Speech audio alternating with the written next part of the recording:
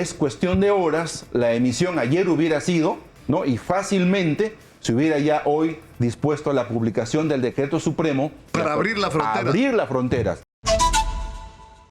Con respecto al tema del turismo, que como hemos, bueno, es notable, es uno de los sectores que genera más empleo en el Perú y es a la vez uno de los más golpeados por la pandemia, ¿no? Donde más empleos se han perdido, donde está costando más recuperarlos.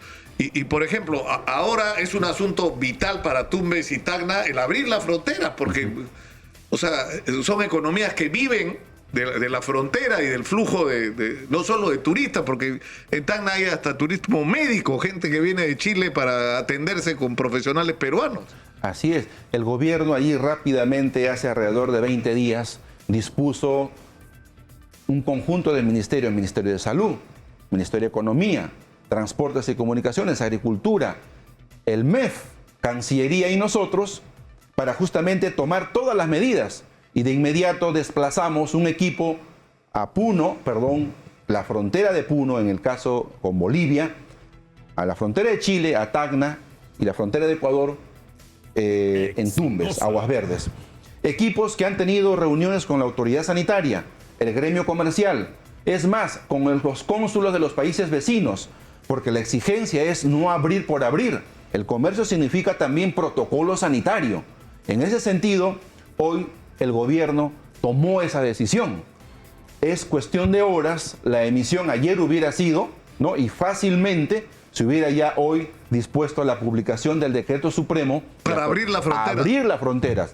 Claro, pero el obstruccionismo de la interferencia, ¿no? Justamente en el Congreso ha impedido eso ayer, ¿no? Entonces la reactivación significa decisión, trabajo en equipo del gobierno, pero también necesitamos pues un sector en el Congreso, en las fuerzas políticas convencidas de que el comercio, para que sea de frontera abierta, necesita estabilidad jurídica, necesita compromiso adecuado.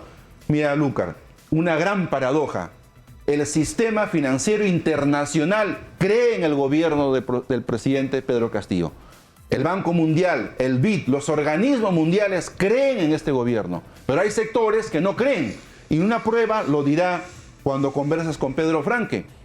Se ha emitido bonos soberanos, siempre hace poco, 10 días, era 12 días, por me parece 3.000, 4.000 millones de dólares, pero la oferta que había era superior a 11.000. Es decir, los parámetros de la economía, del sector macroeconómico, son muy adecuadas, pero el ruido no puede estar siendo nuevamente presa de la economía familiar. El turismo tiene que ser con inclusión social. Crecer en el sector agroexportador significa pensar en los agricultores.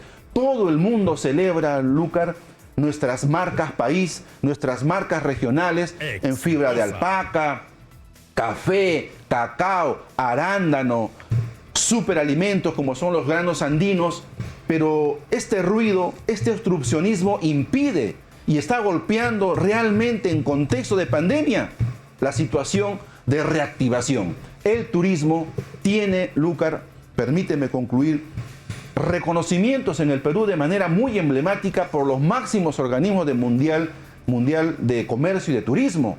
Nos reconocen como destinos verdes porque tenemos parques, reservas que no tienen infraestructura para poder potenciar ese turismo vivencial.